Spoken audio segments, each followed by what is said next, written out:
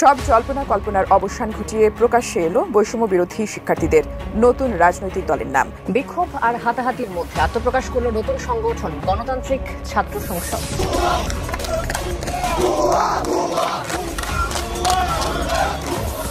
সমন্বয়কদের জানিয়ে দেন, যারা রাষ্ট্র পরিচালনা করছেন তাদেরকে জানিয়ে দেন যে তারা যেন আজকের দিনের পরে যেন আর এইভাবে আওয়ামী লীগের দোষের বিচার আগে হাসপাত এবং সার্ভিসের বিচার করে নিরপেক্ষতার প্রমাণ করে।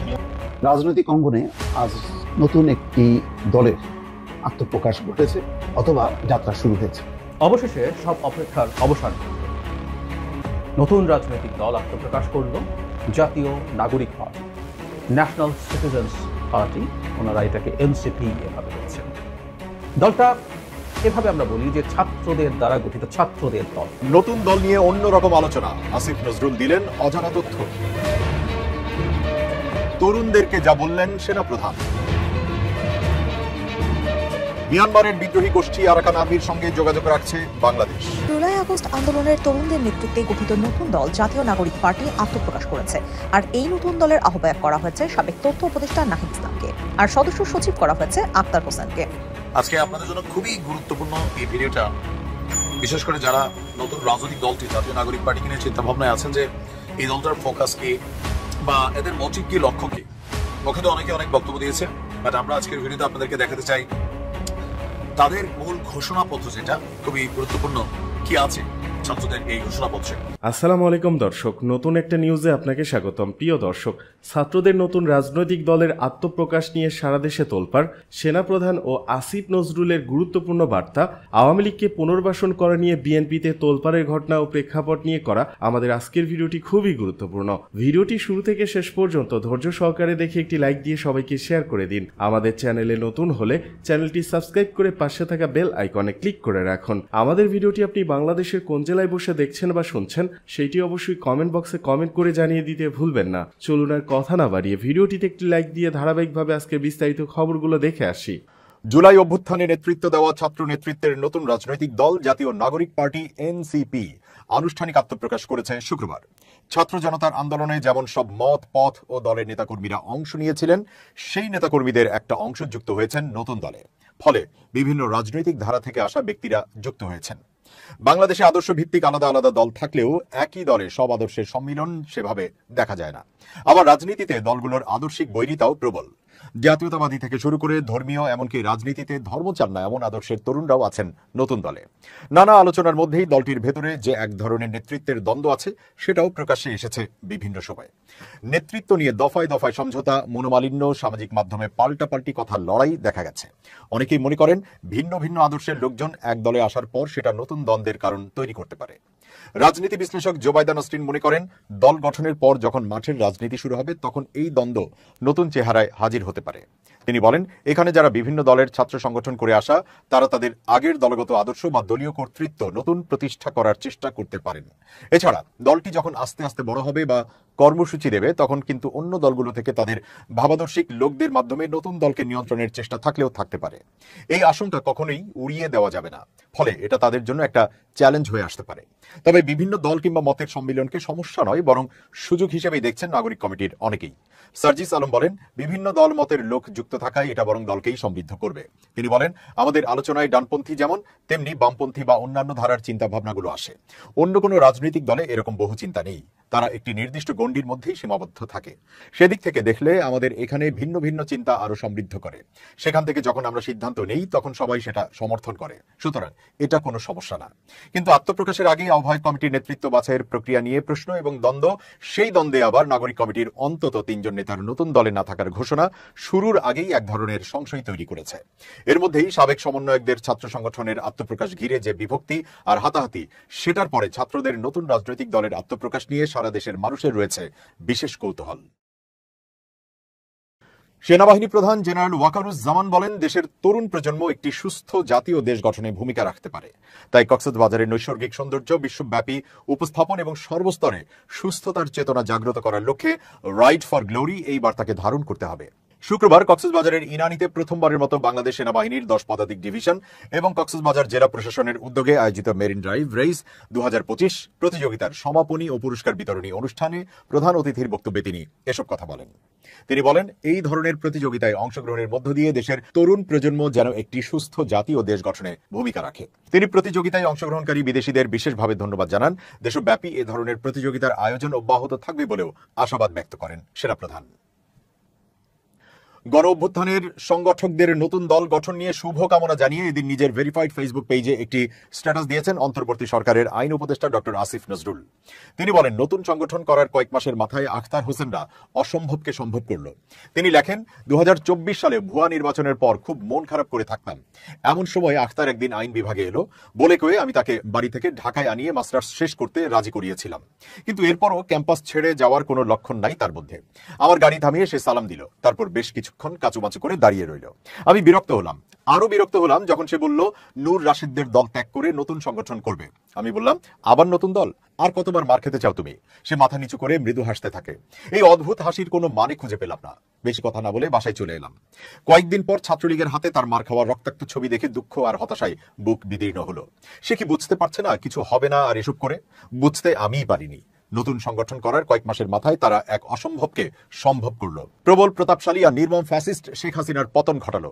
জুলাই আন্দোলনের কথা তুলে ধরে ডক্টর আসিফ নজরুল আরো লেখেন, আখতারের সংগঠনের নাহিদ হয়ে উঠল এই গণ অভ্যুত্থানের প্রধান নেতা, উত্তাল জুলাইয়ে আমার এবং আমার মতো লক্ষ মানুষের নেতা।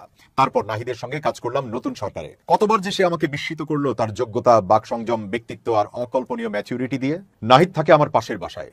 সে সরকার থেকে পদত্যাগ করার দিন গভীর রাতে তার সবুজ লনের দিকে তাকিয়ে থাকলাম অনেকক্ষণ। মায়া বড় বিচিত্র বিষয়। নতুন দলের প্রতি শুভকামনা জানিয়ে এই উপদেষ্টা লেখেন, আজ নাহিদ আর আখতার শুরু করছে নতুন যাত্রা। জুলাই গণ অভ্যুত্থানের ছাত্র তারুণ্যের প্রত্যাশা পূরণে শুরু হলো তাদের নতুন দলের অভিযাত্রা। জাতীয় নাগরিক পার্টির সবার জন্য অনেক দোয়া, শুভকামনা।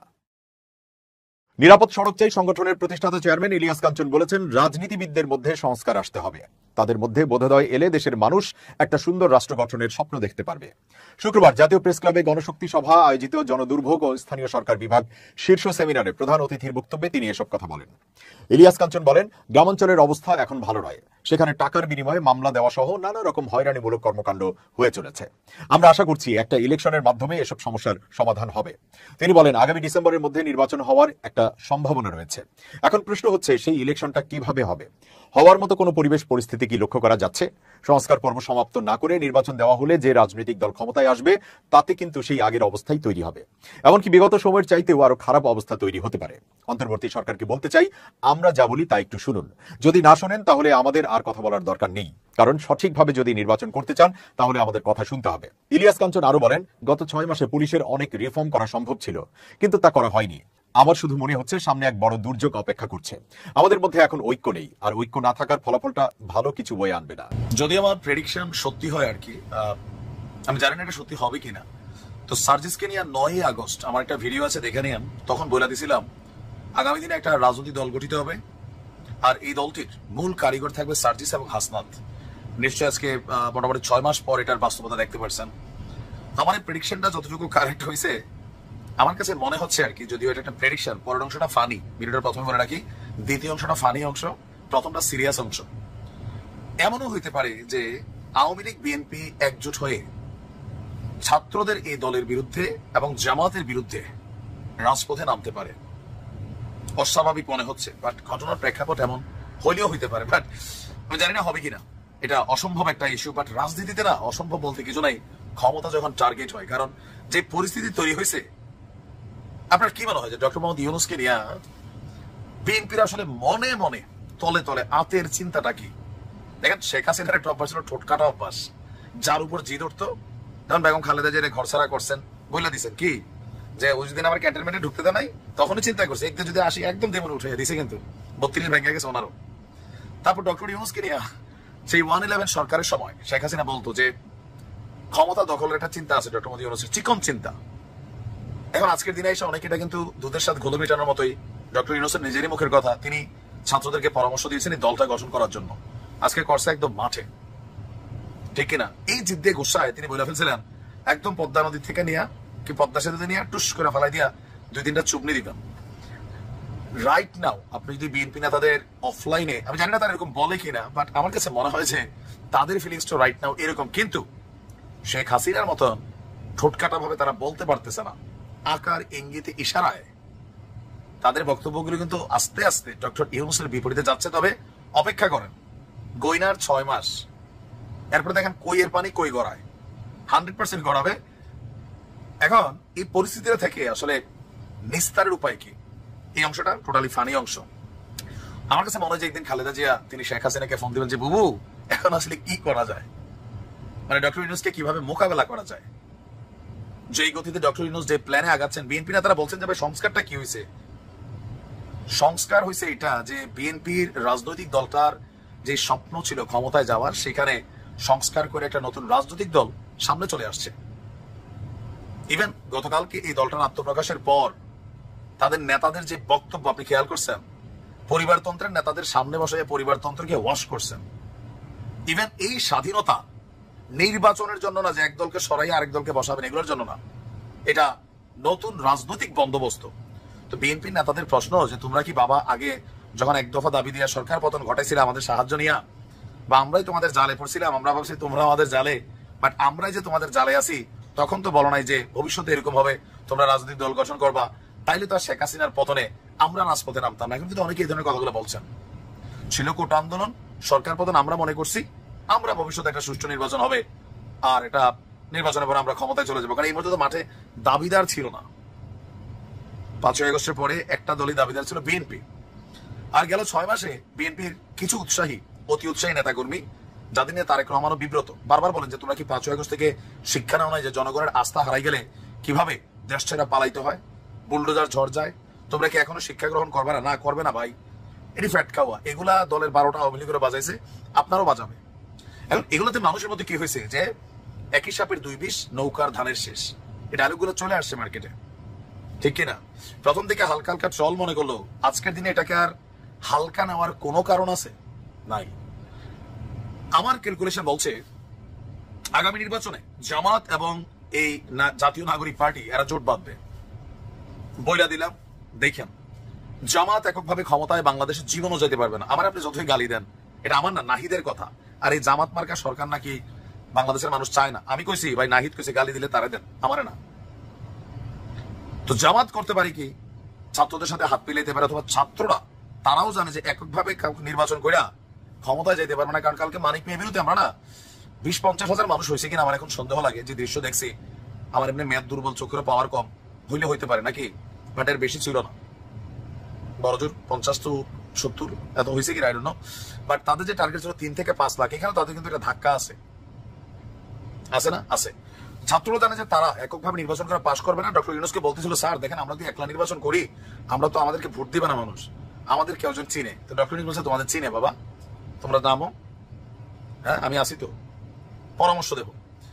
আবার ধরেন এই ডক্টর ইউনূসের আন্ডারে এখন যখন নির্বাচন ইস্যুটা আসবে, বিএনপির আস্থায় কি এই জিনিসটা আছে যে তিনি একটা নিরপেক্ষ নির্বাচন দিবেন, অথবা একটা লেভেল প্লেইং ফিল্ড তৈরি করে দিতে পারবেন?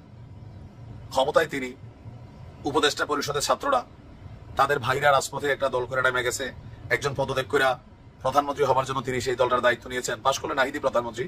তো এই টিমের মধ্যে নাহিদ ছাড়া এরকম খেলোয়াড় নাইও, ঠান্ডা মাথার খেলোয়াড়, খুবই ব্রেনি ছেলেটা, ঢাকা ইউনিভার্সিটির ছাত্র, স্বাভাবিক ব্রেনি। এরকম পরিস্থিতি তৈরি হলে বিএনপির জন্য একটাই রাস্তা, আগামী 5 বছর আবার ক্ষমতার বাহিরে থাকা, নাম্বার 1। নাম্বার 2, এর পরের 5 বছর সেটা ভাই শঙ্কা, কারণ নির্বাচন তো এখনো হওয়ার ইস্যু ছিল, হচ্ছে না তো। ডিসেম্বরের কথা আবার শফিক ভাই বলতেছে মার্চও হইতে পারে। এক একজন রাজনীতিবিদদের এক এক ক্যালকুলেশন। গোলাম মাওলা রনি বলছে যে এটা 5 বছর, মানে আগামী 3 বছর নাকি নির্বাচন হবে না, মানে পারসেপশন আছে। বিএনপি বলছে ধোঁয়াশা দেখা দিচ্ছে, ষড়যন্ত্র হচ্ছে, স্থানীয় সরকার নির্বাচন চাচ্ছে জামাত, ভিপিনুর, ছাত্ররা সংস্কার চাচ্ছে জামাত। What is the meaning of সংস্কার, বিএনপি জানতে চায়। তো এই টোটাল সিচুয়েশনটাকে কাভার করার জন্য বিএনপির সামনে ভবিষ্যতে একটাই রাস্তা থাকবে, সেটা হচ্ছে নির্বাচনে গিয়ে হারা, অথবা আওয়ামী লীগের সাথে হাত মেলানো।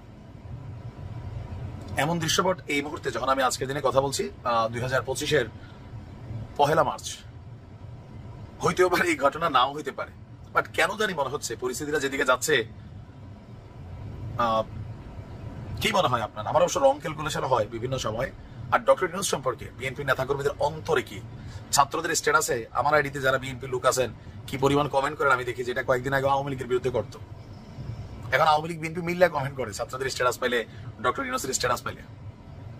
একটা বার্তা দিচ্ছে রাজনীতিতে শেষ কথা বলে কিন্তু কিছু নেই। তবে এত সহজে যে আমরা আওয়ামী লীগের সাথে হাত মিলিয়ে ফেলবে বিষয়টা তাও না।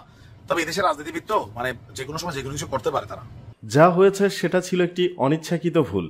ধর্মীয় মূল্যবোধের পরিপন্থী কিছুই রাজনীতিতে কখনো জায়গা পাবে না বলে মন্তব্য করেছেন বৈষম্য বিরোধী ছাত্র আন্দোলনের আহ্বায়ক ও জাতীয় নাগরিক পার্টি এনসিপির মুখ্য সংগঠক হাসনাত আব্দুল্লাহ। এ সময় মানুষ হিসেবে তারা নির্ভুল নন বলেও জানান তিনি। আজ শনিবার নিজের ভেরিফাইড ফেসবুক পেজে দেয়া এক পোস্টে তিনি এসব কথা বলেন। এর আগে শুক্রবার সন্ধ্যায় এনসিপির কমিটি ঘোষণার পরে যুগ্ম সদস্য সচিব মুনতাসির রহমানের এলজিবিটিকিউ সমর্থনের বেশ কিছু ছবি সামাজিক যোগাযোগ মাধ্যমে ছড়িয়ে পড়ে। এ নিয়ে নেটিজেনদের মধ্যে ব্যাপক আলোচনার সমালোচনার জন্ম দেয়। পোস্টে হাসনাত আব্দুল্লাহ লিখেছেন, রাজনীতির আগেও আমার পরিচয়, আমি একজন মুসলমান, আমি আমার এই পরিচয় ধারণ করি, সবসময় করে যাব।